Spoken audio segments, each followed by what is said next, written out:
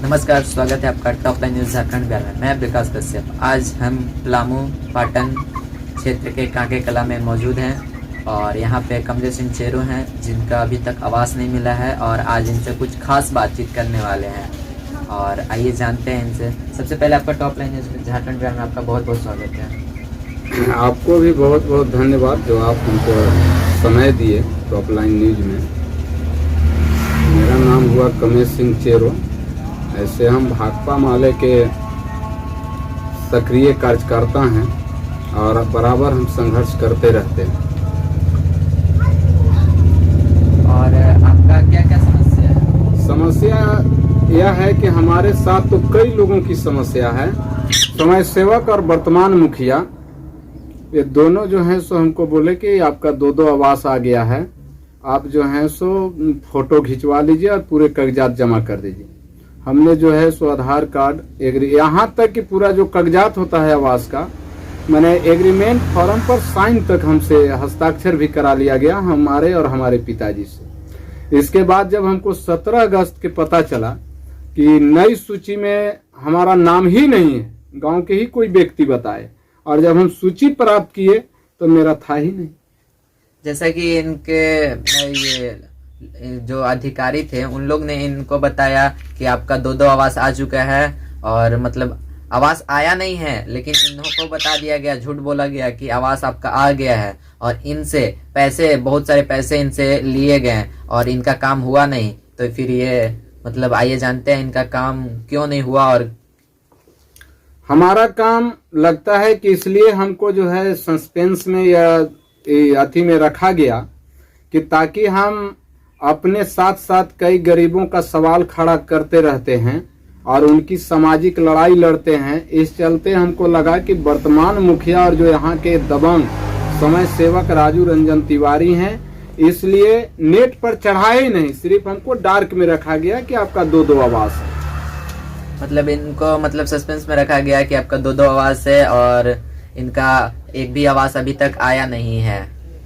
ना, एक भी आवास नहीं आया है। मेरा घर का हालात भी देख लीजिए, बगल में हमारे चचा का घर है और हमें लगता है कि हम 2000 लड़े थे, वर्तमान मुखिया के साथ मेरा अच्छा टक्कर था। इससे भी हमको लगता है कि हमें आवास में नाम नहीं तो आप जाने मुखिया दिया। को आवेदन दिए थे? हाँ, मुखिया के आवेदन दिए थे। तो मुखिया जी क्या बोले? मुखिया जी बोले कि आपका खुद दो आवास है, हम मुखिया हैं कि आप हैं? नहीं, तो वो मुखिया है तो उनको बोले नहीं कि चलिए आप दिखाइए हमें कि दो आवास कहाँ पे है। वो बोले कि हम पर आप विश्वास कीजिए, आपका दो आवास है। और हमने विश्वास कर लिया कि शायद चुनाव लड़े हैं तो उस कंट्राडिक्शन के चलते शायद नहीं किए होंगे, क्योंकि रिश्तेदार भी हैं वर्तमान मुखिया। हमने विश्वास कर लिया। और गांव के जो राजू रंजन तिवारी हैं स्वयं सेवक, ये भी घरे आकर के फोटो वगैरह लिए तो हमें विश्वास हो गया कि हमारे दो आवास है। जैसा कि इनके घर पे भी आके फोटो खींचा गया, लेकिन अभी तक इनका आवास नहीं मिला है। ये कमाते हैं तो खाते हैं, ऐसे परिवार से हैं और इनका एक भी आवास नहीं है और इनका कुछ घर गिर भी चुका है, मिट्टी का मकान है और इन्हें एक भी अभी तक आवास नहीं मिला है। हम आपके जरिए बल्कि हम उच्च अधिकारी से भी कहना चाहेंगे कि जो समय सेवक राजू रंजन तिवारी हैं उनकी जांच कराई जाए तो पूरे गांव में वह आदमी दबंग है और उनका 3 आवास नई स्वीकृति सूची में आया है और उस सभी से 500, 1000 रुपया, 10,000, 15,000 तक पैसा लेते हैं। जो जैसा कि मतलब यहाँ पे सुनने को मिल रहा है कि वो एक आवास के लिए 500, 1000, 10,000, 20,000 तक भी वो लेते हैं, यानी कि घूस लेते हैं। वो मतलब आवास के लिए घूस मांगते हैं। जिनका आवास है अगर नहीं दीजिएगा तो उसको आवास नहीं मिलता है। यही बात है ना? हाँ, एकदम बिल्कुल यही बात है। और उनका जो समाज ये कहते हैं समय सेवक हैं, उनका ये नई सूची में 3 आवास आया है। जिनका ठीक ठाक मकान है, पक्के का मकान है, फिर भी 3 मकान क्यों आया? क्योंकि वो ग्राहक हैं और अपने बदौलत वो ला लिए। तो अपने बदौलत किसी दूसरे को नहीं देखे और दूसरे का नाम काट के अपने ऊपर ले लिए, वो ऐसा है ना? हाँ, एकदम बिल्कुल है, क्योंकि वो समय सेवक हैं और शायद आवास में समय सेवक को अहम भूमिका रहा है। पंचायत स्तर के समय सेवक होते हैं, ग्राम सेवक से अलग होते हैं। ग्राम सेवक सरकारी होते हैं और ये अनुबंध पर होते हैं, लेकिन वो ग्राम सेवक से भी ज्यादा अपने आप को यहाँ के खास करके राजू रंजन तिवारी अपने आप को माने डीसी और क्या बोलते हैं डीडीसी समझते हैं। और कोई भी अगर विरोध करता है तो चूंकि वो दबंग आदमी है और हम थोड़ा उनसे दबते नहीं हैं, इसी कारण हमको आवास नहीं दिया जा रहा है। क्योंकि मेरा तो खुद घर रहने के लिए घर नहीं है।